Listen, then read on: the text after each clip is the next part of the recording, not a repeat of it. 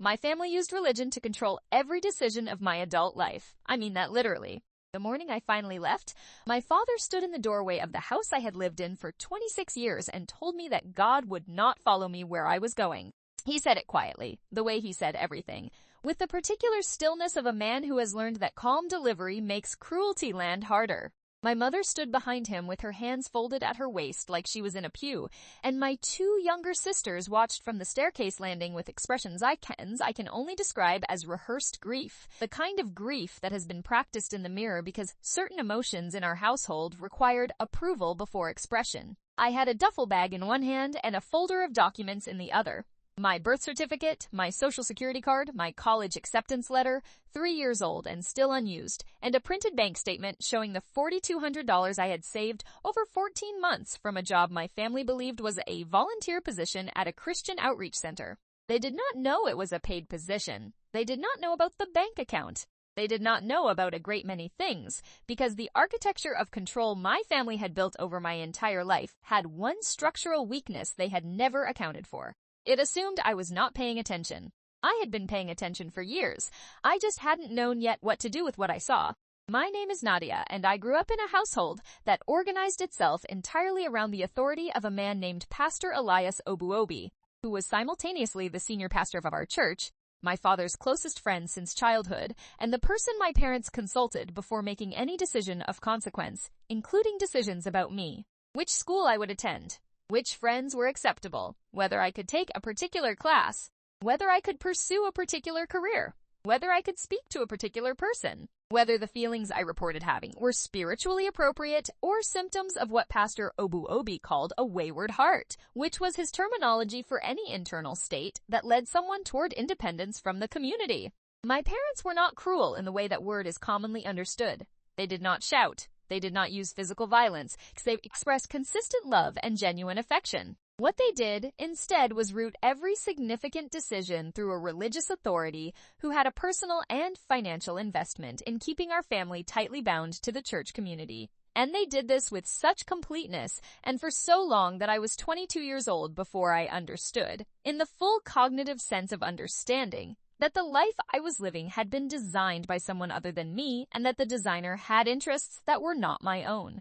The church was called Covenant of the Faithful, and it occupied a converted warehouse in an industrial neighborhood that had been gentrifying around it for a decade. My parents had been members since before I was born, and the community was the primary social world of our entire family, extended family, close friends. Nearly every meaningful relationship my parents had was connected in some way to the church and to Pastor Obuobi's authority within it. He was 61 years old, Ghanaian-born like my parents, powerfully built with a formal manner and a specific rhetorical gift for making obedience sound like wisdom and resistance sound like spiritual immaturity. He had 3 adult children who had all remained in the community, all married within it, all building lives that were geographically close enough to the church that they could attend Wednesday evening services without rearranging their schedules. This was presented to the congregation as evidence of godly family structure. From the outside, it looked like closeness.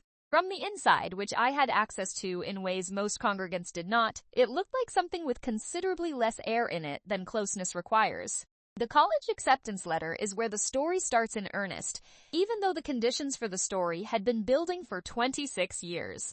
I had applied without telling my family, using a school computer during lunch periods and having correspondence sent to a P.O. box I opened with the first paycheck from the outreach center job. I applied to a university 3 states away that had a strong nursing program because I had wanted to be a nurse since I was 11 years old and had shadowed a family friend through a hospital ward and understood, in the wordless way children understand things, that caring for sick people was the work I was made for.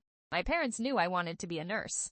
Pastor Obuobi had, when I was 17, advised them that nursing exposed young women to spiritually compromising environments, and that I should instead consider administrative work within the church's growing network of community programs where I would be surrounded by the faithful and properly supported in my development. My parents had relayed this to me as guidance rather than instruction, but the distinction was cosmetic, because in our household pastoral guidance and parental instruction were functionally the same thing. I said yes, I deferred my ambition. I spent 2 years doing administrative work that was unpaid, that my family described as service, and that I performed with a compliance that I would later spend considerable time in therapy understanding was not faith, but fear dressed in faith's clothing. The first red flag I noticed, the first one I allowed myself to actually examine, came when I was 23. A woman in our congregation named Fatima, who was 30 and had been in the community her entire adult life, announced that she had been offered a position at a hospital 2 cities away and was considering accepting it. She brought the decision to Pastor Obuobi for guidance.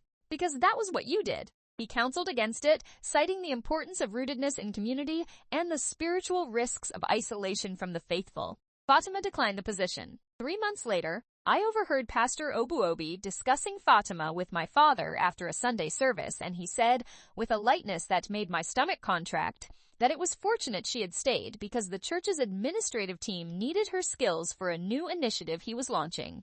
I stood in the hallway outside the room where they were speaking, and I held very still, and I allowed myself to think the thought I had been not thinking for years. This man's guidance served this man's interests. I wrote nothing down. I said nothing to anyone. But I stopped believing, that afternoon, that what Pastor Obuobi called spiritual counsel and what it actually was were the same thing. The second red flag arrived 6 months later in the form of a financial document I was not supposed to see. I was doing administrative work in the church office. This was my unpaid service. And I was filing paperwork in a cabinet that had been reorganized, and in the wrong folder I found 3 years of the church's financial statements. I should not have read them. I read them. The church received approximately $380,000 annually in tithes and donations.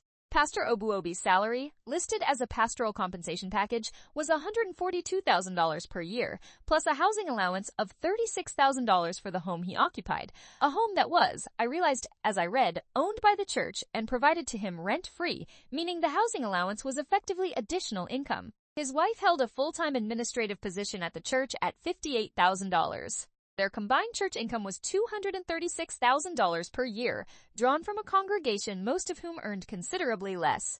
I photographed the documents with my phone. I refiled them. I went back to my desk and spent the remainder of that afternoon entering data into a spreadsheet and feeling the ground shift beneath my understanding of the previous 23 years of my life. The documents went into a folder on my phone that I locked with a separate code. Over the following 8 months, I added to it steadily. Financial records I encountered in the course of my work. Minutes from elders' meetings, which I typed and therefore possessed. Emails I had access to as an administrator that revealed decision-making processes the congregation was not aware of. I was not doing this with a plan initially. I was doing it because something in me understood that documentation was survival, even before I knew exactly what I needed to survive. I was also, during this period, secretly making phone calls on my lunch breaks to a woman named Dr. Comfort Mensa, who was a counselor specializing in religious coercion and high control group dynamics, whose name I had found through an online resource for people questioning their religious communities. Dr. Mensa had spent 18 years working with individuals from communities similar to mine, and she was, in our first conversation, the first professional I had ever spoken to who used the phrase undue influence without skepticism or qualification. She asked me to describe how decisions were made in my community. I described it. She was quiet for a moment. Then she said, gently and precisely, that what I was describing had several characteristics associated with coercive control structures, and that my desire to leave was not a spiritual failing but a healthy response to an unhealthy environment. I sat in my car in the Outreach Center parking lot at 12:43 in the afternoon and looked at the sky through the windshield and felt something in my chest that I eventually identified as the first real breath I had taken in years. The plan took 5 months to build and required a level of sustained deception that I am not proud of, and that I have also made peace with, because the alternative was remaining indefinitely inside a system that had colonized my capacity for independent choice so completely that I had needed a trained professional to confirm for me that wanting to leave was allowed.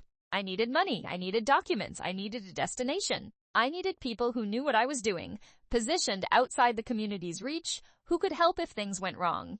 Dr. Mensa connected me with an organization called ClearPath, which provided practical support and legal guidance for people leaving high-control religious communities. My contact there was a woman named Josephine Addo, who had previously worked in social work and had been with ClearPath for 6 years. She walked me through the process of securing my documents, which were stored in my parents' home in a lock to which my father held the only key, and advised me on the legal dimensions of my situation, including the fact that as a 26-year-old adult I was legally free to leave, that no one could compel me to stay, and that my parents could not prevent me from accessing my own identification documents, though they might attempt to make it difficult. She helped me draft a plan. I followed it. Getting my documents required a specific kind of patience. The lockbox key lived on a hook in my father's study, accessible only when he was not home. My father worked Wednesday mornings at a community outreach program affiliated with the church, leaving the house at 8:15 and returning at 1:30. My mother attended a women's prayer group on Wednesday mornings from 9 to 11:30. I had a 5-hour window, a single Wednesday, a plan. I took photographs of the lockbox and its contents before removing anything, so that I could replace everything except my own documents exactly as it had been. I took my birth certificate, my social security card, my passport, which I had not known existed until I began searching for documentation of my own life and found it in the box along with the others. A passport I had never held in my hands, obtained when I was 4 years old, renewed when I was 15, held by my father for the intervening years because he managed the family's important documents. I stood in the study holding my own passport with my name printed on the cover, and I understood something about my situation with a completeness I had not achieved before. My life had been administered by other people, and I had not had the vocabulary to name that until I was standing with the evidence of it in my hands. I photographed everything. I replaced the box exactly. I left. The Saturday I left was 3 weeks after the Wednesday I retrieved my documents. In those 3 weeks, I had opened the bank account, given my notice at the outreach center, to genuine regret from the program director, who wrote me a reference letter on the spot, and enrolled in the nursing program, deferring the start date by 1 semester to give myself time to find housing and employment near campus. Josephine had helped me identify a housing option through ClearPaths Network, a transitional housing program for women leaving high-control communities, which provided 6 months of subsidized housing and case management support while residents stabilized their situations. I had an address. I had an acceptance letter. I had $4,200, a duffel bag, and 3 years of documents that I had decided, after considerable internal deliberation, to not deploy immediately, but to hold available, in case. My father stood in the doorway and told me God would not follow me where I was going.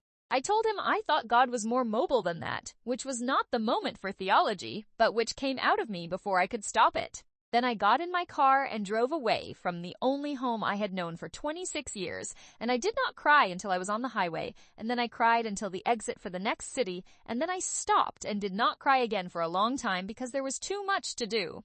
The stability I built over the following 8 months was slow and functional, and not always comfortable, but it was mine in a way nothing had previously been mine.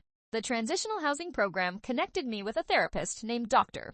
Yvonne Quarty, a Ghanaian-American psychologist with 15 years of experience in religious trauma and family coercion, who worked on a sliding scale, and who, in our first session, sat across from me in a small office with good lighting and asked me what I wanted my life to look like, and waited with genuine patience while I tried to formulate an answer to a question I had never previously been asked. I started nursing school the following semester.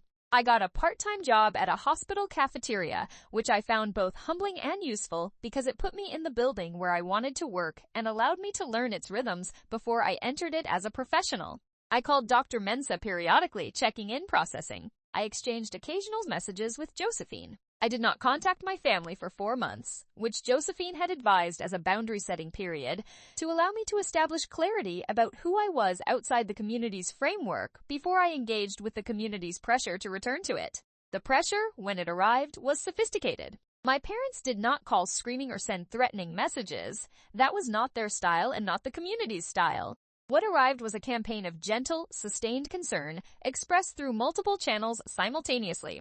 My mother texted every few days with messages that began with expressions of love and ended with reminders that the community was praying for my return. My sister sent voice messages about missing me that were genuine in their emotion and that I found genuinely difficult to receive without weakening. My father wrote me a letter, an actual paper letter, sent to an address he had somehow obtained, in which he said that the door was open and that all would be forgiven if I came home, and spoke with Pastor Obuobi about what had led me to leave. The forgiveness framing was telling. I had not done anything that required forgiveness. I had left. The equation of leaving with wrongdoing was the community's operating assumption made visible, and seeing it written in my father's careful handwriting with its precise religious vocabulary was clarifying in a way that his standing in the doorway had not been. The situation I had been holding in reserve began to matter in a way I had not anticipated around month 5. A woman contacted me through a private online group for people who had left high-control religious communities, a group I had joined through Dr. Menz's referral, and identified herself as a former member of Covenant of the Faithful who had left 8 years earlier. Her name was Abena Kiai, and she was 34 and living in another state, and she had been following my story in the group with interest because she recognized the community immediately from description. We exchanged messages for a week before speaking by phone. In that first phone call, she told me about her own departure, and then she told me something I had not known. She said that 3 years before she left, a young woman in the congregation, a teenager, 17 at the time, had reported to church elders that Pastor Obuobi had behaved toward her in ways that made her uncomfortable.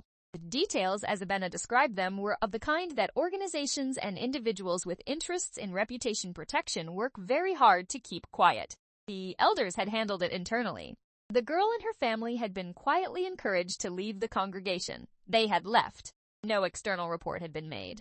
Abena had been a junior elder at the time and had been present at one of the discussions about it. She had left the community 2 years later, in part because of what she had witnessed in how that situation was handled. She had never told anyone outside the community because she had not known what to do with what she knew and because she was afraid. She was telling me now because I was building something she thought might be able to hold it. I called Josephine the next morning.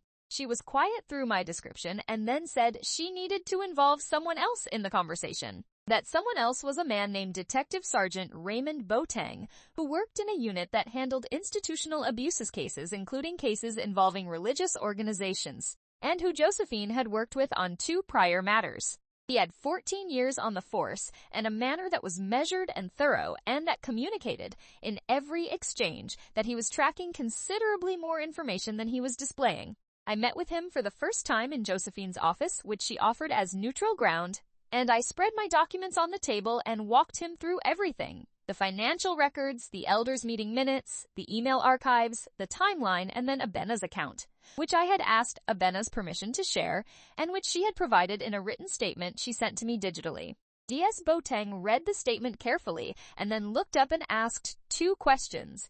How thoroughly was the documentation organized? And was the woman who had been a teenager willing to be contacted through proper channels? I said the documentation was thorough and I would find out about the contact. The woman's name was Gifty. She was now 25, living 2 hours from the city, working as a teacher. Abena connected us through a mutual contact, cautiously and with multiple layers of consent, because Gifty's safety and willingness mattered more than the investigation's convenience. Gifty and I spoke by phone twice before she agreed to speak with DS Boateng directly. She was composed in a way that spoke of having made peace with something difficult over a long period, not healed exactly, but stabilized, the way a break heals strong if it is set correctly. She had documents of her own, messages she had saved, a letter she had received from a church elder following the internal handling of her report, a journal she had kept at the time. She handed all of it to DS Boateng through a formal victim advocate interview process that his unit facilitated with a trained interviewer. Her participation was voluntary, and her advocate, a woman named Constance Ofori, who specialized in religious institutional abuse cases and had 8 years of experience, was present throughout every interaction. I was not present by appropriate design. I received periodic updates through Josephine.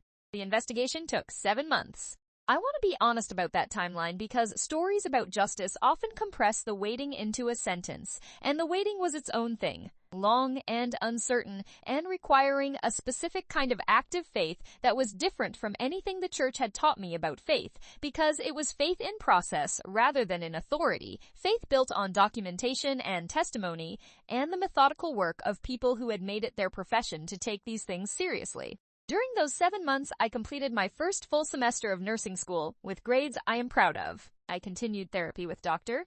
Quarty, who helped me understand the specific way that high-control religious environments construct a person's inner critic in the image of the authority figure, so that even after you leave, the voice in your head telling you that you are wrong and wayward and spiritually deficient sounds like the pastor rather than like you, And the work of recovery is partly the work of distinguishing those voices until yours is the only one you're obeying. I called my mother twice during those 7 months. Conversations that were painful and incomplete, and that I value nonetheless because whatever else is true about my relationship with my parents, the love in it is real even when it is weaponized. And acknowledging the love without surrendering to the weaponization is one of the harder things I have had to learn to do. The charges were filed on a Thursday morning, 9 months after I first sat down with DS Boateng. Pastor Elias Obuobi was charged with 2 counts of sexual misconduct involving a minor. Gifty had not been the only one, as the investigation discovered. A second woman, who had been 16 at the time and had never reported, came forward through the process DSEB's Boateng's unit conducted. And 3 counts of financial misconduct involving the misuse of charitable funds, the latter connected to a pattern the forensic accountant who reviewed the church's finances described. In the report I was shown relevant portions of, as systematic and deliberately obscured. The financial misconduct charges were separate from the personal ones, but arrived simultaneously, because that is what thorough investigations produce, when they are given the time and resources to be thorough. The charges were a matter of public record, which meant they were reported by a local journalist named Felix Achiampong, who covered the religion and communities beat for a regional paper, and who had been aware, he told me later, that things were not as they appeared at Covenant of the Faithful for several years, but had lacked documentation sufficient to publish.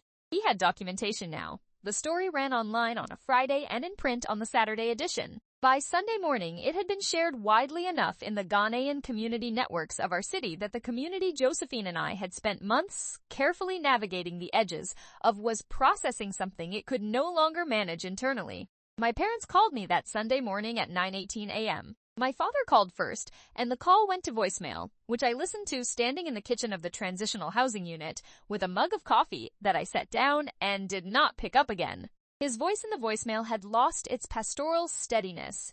It was the voice of a man whose framework for the world had come apart in a single news cycle, and underneath the formal religious vocabulary there was something raw and frightened that I recognized as grief. I felt it land. I let it land. I did not call back immediately.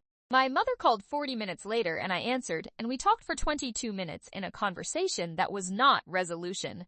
Resolution takes considerably longer than 22 minutes, when the thing being resolved has been building for 26 years. But that was the first conversation we had had in which my mother did not at any point mention Pastor Obuobi's authority, or the community's expectations, or God's design for my life. She talked about me. She asked how I was. She said she was sorry in a way that was incomplete, and that I accepted as a beginning rather than an ending, because beginnings are what I had available to work with, and I have learned to take what is available. Pastor Obuobi's trial took 14 months. The financial charges were resolved first, resulting in a conviction on 2 of 3 counts and a requirement to repay $218,000 in misused charitable funds. The personal misconduct charges went to full trial and resulted in a conviction on both counts, with sentencing that included a period of incarceration that I will not describe in detail because the details are Gifty's to tell, not mine. What I will describe is the morning the verdict was delivered, which I spent in Dr. Cordy's office because I had known I would need to be somewhere safe regardless of the outcome, and what I felt when Josephine texted me. The news was not triumph and not joy, but something quieter and more durable. The specific relief of a person who has carried evidence of a wrong for a long time and has finally been able to put it into hands that could do something with it. I had been a conduit. The justice belonged to Gifty, and to the other woman who had come forward, and to everyone the community had pressured into silence over decades. My part had been organizational, documentation, persistence. Showing up to meetings and answering questions and maintaining a locked folder on my phone for 18 months, because something in me had understood before my conscious mind caught up that the record mattered. I graduated from nursing school 18 months after the verdict. My parents attended the ceremony, which had required negotiation and time, and the particular kind of relational repair work that does not produce a clean resolution, but produces something functional and honest, which I have come to prefer to clean resolutions anyway, because they are more accurate to how things actually are.